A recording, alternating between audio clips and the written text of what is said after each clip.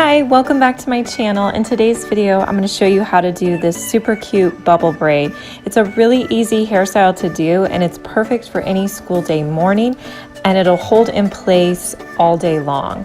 So the first thing I'm going to do is take a small section of hair at the front of my daughter's hair. I've wet it down with a little bit of water so all the flyaways get held into place. And then I'm just going to make a few part lines on the side so that it looks neat. And then I'm going to put in a colorful elastic. I'm going to be alternating my elastics in this video, and I'll link below where you can get any elastic I'm using. Next, I'm going to take another small section.